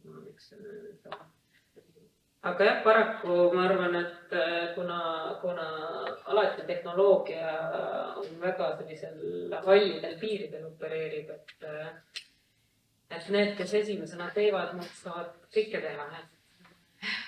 Ja võt, mis nagu seda niukast isiklikkust ja suveräänsust puudutab, siis vaata suurem osa niuksest eriti traditsionaalkultuuride pärandist on ju maagilise või religioosse sisuga seotud nagu kõikvõimalike tabudega ja siis on seal selliseid osi, mis on kuidagi piiritletud sooliselt, on mingid rituaalid, millest nagu tohivad ainult naised osa võtta, mingid, millest tohivad ainult mehed osa võtta, mingid, millest nagu tohivad osa võtta ainult teatud vanuses poisid ja nii edasi, eks. Ja nüüd kui see niisugune digiprotsessor selle kõik nagu kokku korjab, eks ju, ühte katlasse nagu kokku viskab, eks ju, siis esiteks tehakse väga palju haiget tõenäoliselt.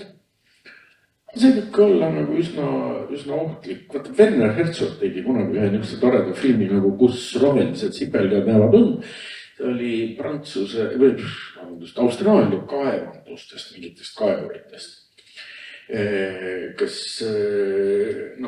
põmutasid seal kõrbes mingeid kivimeid, ühesõnaga kuulasid, mis see kaja nagu vastab, et mida sealt välja kaevata saaks. Kohalikud põliselanikud, nemad tulid hoiatama, kuulge inimesed, tulge mõistusele, sest siin selle koha, selles kõrbes, siin elavad rohelised sipelgad, mitte ei ela, vaid magavad. Ja nad magavad ja nad unes näevad seda maailma, milles me elame. Ja nüüd, kui te nad üles ajate, siis teate, mis juhtub. See on ka huvitav, et see kõik võib väga ohtlik olla. Ja just nimelt huvitav, et lääne ühiskond ei ole midagi õppinud, sest et ta on ju teinud mitte väga kauges minevikus läbi kõik selle sama ju muuseumite pealt, eks ole, kuidas toodi ju mitte lääne artefaktid, rebiti oma kontekstist välja ja lihtsalt pandi vitriini täiesti teise konteksti, ilma kontekstita kõigile vaatamiks täpselt need samad pühad objektid. See on väga ammu, aga me ikka mõtleme uuel ringil neid samu nagu probleeme. Aga kas on veel küsimusi? Tegelikult kas on küsimusi, sest tundub, et oleks teie küsimus. Meil on terve hulk vastuseid ju. Äkki teil on vastuseid, mitte küsimusi, et see oleks ka hea. Jah.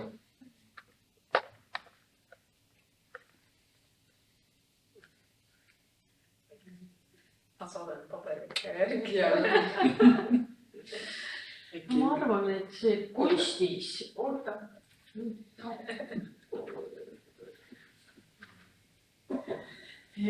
arvan, et kunstis tehisintellekti kasutamine, see on väga küsitav asi. Parimal näide on see installatsioon. Kõik on ilus, aga mitte midagi pole adekvaatset päris.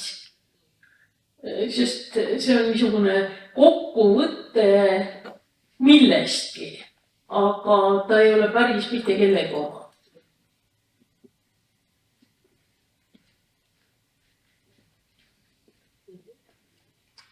Ja ei, mõtleks selle peale.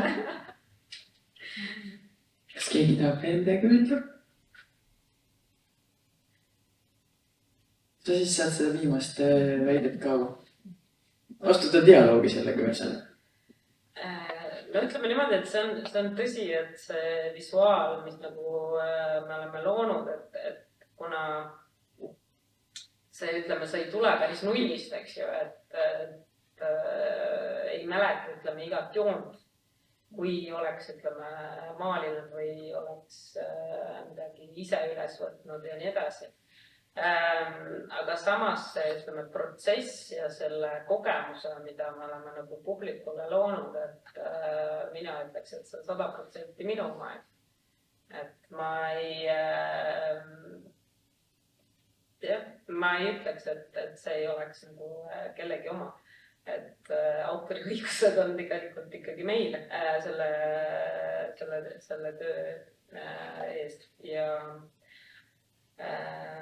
ütleme, et tehisintellektiga on väga palju nagu kunstis ikkagi juba tehtud, et see on üks järgmine tööriist, et kui sügavuti nagu sellesse minna, sellest oleneb, ütleme, see tulemus, eks ju, ja kui huvitavaks see töö nagu läheb, aga minu arust kunstnikud on teinud ära suure nagu töö, et ütleme, neid kriitilisi aspekte avada, mis tehisaru endaga kaasa toob ja ka loomingulisi. Ja mina osalt öeldes ma näengi seda tööd mitte kui sinu püüet või teie püüet, te tegite selle Mariga koos. Ja. Et mitte teie püüet nagu taas luua tegelikkust, et kuidas siis vanasti oli. Vaid mina näen seda just nimelt nagu kommentaarina nagu nüüd nagu mitme sellise aspekti ja tööriista kokkutoomisele, mis siis tekib ja tegelikult mulle meeldis võib-olla kõige rohkem selle juures just see, et kui seal lapsed jooksevad, siis ühel lapsel on kael 2 korra keeratud, eks ju, ja siis kui memm läheb pudrupaja juurest ära, siis tal ala pööriab tagurpidi. See muutis seal kõik nagu niivõrd unenäoliseks ja ausalt öeldes nagu sarnasemaks mälukujutlustele. Sest need mu mälupildid, mis on mul mingist lapsepõlvest või kujutlust ja tegelikult mu psüühe kogu aeg produtseerib nagu mingisuguseid just nagu mälestusi, kuigi tegelikult need on samuti generatiivsed, sest ma olen avastanud endast mälestusi asjadest, millest ma ei saanud midagi teada, ma pean olema välja mõelnud. Ja see nagu see kogu see visuaal oli nagu nende niisuguste eriti võigaste värvidega, eks ju, mida need adumid nagu eriti hästi teha oskavad, eks ju. Hea meel, et ei olnud neid nagu mahedamaks siin midagi keeranud, et see oligi nii pärdelik nagu ta on. Täitsa lahe kommentaar. Jah, sest lõppkokkuvõttes kui nagu meie töötame nagu nende erinevate tehisarude mudelitega ja siis näitame oma tööd, siis on alati, ütleme, kuidagi kõik arvad, et see on lihtsalt, paned ühe prompti ja siis tulebki sellest asi välja, eks ju. Aga see kahjuks ei ole nii, et lõppkokkuvõttes ma pidin ise neid, ütleme, käsikirju lugema ja mõtlema, et okei, et mis looma siin räägib, eks ju. Et kui sa ise loed seda käsikirja ennast, eks ju, et sa saad midagi kirjeldada, eks ju, aga nagu põhimõtteliselt stsenaaristi töö, eks ju, et kas ma hakkan väiksest detailist või tulevad need juuksed või mis sealt nagu tuleb, et see on põhimõtteliselt. Et selle loovuse harjutus oli tegelikult mul ikka päris põhjas, sest ma pidin nagu iga päev vähemalt, ma teadsin, et maks on 3 või 5 päevast, sest siis lihtsalt nagu mul seda loomingulistust enam nagu eriti ei jätku, et seda saab välja mõelda, eks, et kuidas ma teda nagu juhin. sest et kuigi oli vahepeal, oli muidugi, et noh, et hakkad peale ja siis vaatad, et okei, mis ta mulle annab, et mingi nagu visuaalne idee nagu lõpuks nagu vahepeal nagu tuli, eks ju, et mingi huvitav nagu fakt, et kas ta kõigil tagurpidi, eks ju, või siis tuleb sealt lõngast tuleb supp, eks ju, välja, eks ju, et noh, et sellised transformatsioonid olid nagu väga huvitavad ja mis nagu me püüdsime siis alles jätta ja värdelikult nagu näidata ka, et ei tahtnud seda varjata, et see oligi nagu see põhimõte. Ei taha kedagi petta, eks ju, et tagurpidi oleks nagu alla jõudnud.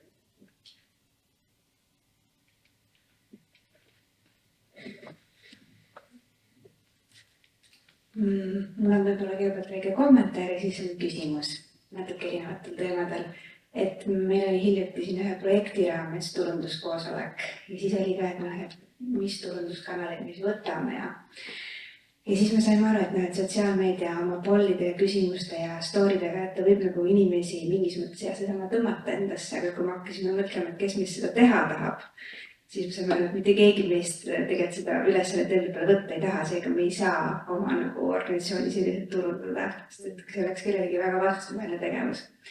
Aga küsimus on tegelikult kunsti poole pealt, et kas on üldse, ütleme, algajal kunstlikul, siis kes tahab ennast väljendada, mõttekas enam üldse õppida digikunsti erinevaid programme või tööriistu või on sellised, kuidas see hakkab siis nagu olema, et kui siin oli ka kommentaar, et see valdkond areneb lihtsalt nii kiiresti, et ma ei viitsigi seda Instagrami enam õppida, et ma astun selle trongid lihtsalt maha, kas on algaja kunstnikele mingit digikunstitööriistu, mida ikkagi tasub õppida? Ma arvan, et kõigepealt tasuks õppida pliiatsiga joonistamist, sest see on nagu universaalne asi ja sellel nagu põhineb kõik muu, see tekitab käe ja kesknärvisüsteemi vahel selliseid naljakaid refleksikaarekesi ja need aitavad pärast nagu ükskõik mis muu tööriista puhul. Kas see on digitaalne või mitte digitaalne. Aga see ongi, kuna see digitaalne nii kiiresti muutub ja teiseneb kogu aeg, siis kindlasti on targem alustada just nimelt analoogsest ja siis hakkab nagu selguma, mis sind nagu päriselt huvitab. Sest see selgub juba alles nagu protsessi käigus, see dialoogis ette. Põhimõtteliselt kunst, ükskõik nii kunstnikuks saamine kui ka mingisuguse uue kunstitöö alustamine on väljumine kaardistamata territooriumile. Mingisse kohta, kus sa ei tea, mis juhtub sinuga. Ja siis tulebki kaasa võtta nagu võimalikult vähe ja võimalikult vajalikke asju. Võib-olla ikkagi ka lihtsalt püsida selles harjutuses, mis sa oled endale võtnud, sest et üks asi on see, et me õpime mingi konkreetset tehnoloogiat või vahendit või midagi sellist, aga tegelikult me õpime iga kord, kui me püsime harjutuses piisavalt kaua ka, ma ei tea, enesedistsipliini igavatest kohtadest ülesaamist, eks ole, enda nagu käima tõmbamist uuesti, et minu meelest need nagu kaasoskused, mida sul on võib-olla tunne, et okei, ma õppisin ära mingi versiooni mingist tehnoloogiast, mis on, nüüd ongi kõik on nagu, ei saa enam kätte isegi neid ja nii edasi, siis tegelikult sa oled alati õppinud midagi rohkemat. Et selles mõttes minust ei ole võimalik nagu õppimisega kunagi mööda panna, kui sa teed seda tegelikult, kui sa püsid harjutuses piisavalt kaua, et siis sa oled tegelikult omandanud palju rohkem asju, kui sulle võib-olla algusest tundub. Jah, eluõpe on kindlasti see, mis peaks pidevalt toimuma ja ütleme, kõik need tarkvarad, kas või ütleme Photoshop, Premiere ja nii edasi, need on ka ju praegu kõik tegisaru, GenAI on seal olemas, et selles mõttes, et tahame seda kasutada või mitte, aga see tegisaru on igal pool. Ta on nii imbunud sisse, et seal ei ole mingit teist võimalust. Aga jällegi, jah, et kui sul on nagu põhiteadmised olemas, siis sa saad, kas sa saad kombineerida või sa ütled, et sa ei taha seda kasutada või soovid jällegi, kuidas.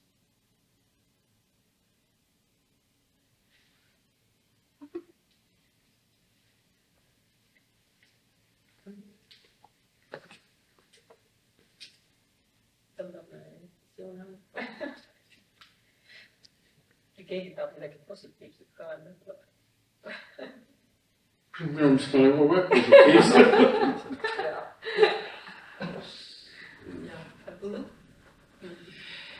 mina tänan Arinit, Varvarat ja Peetrit tulemast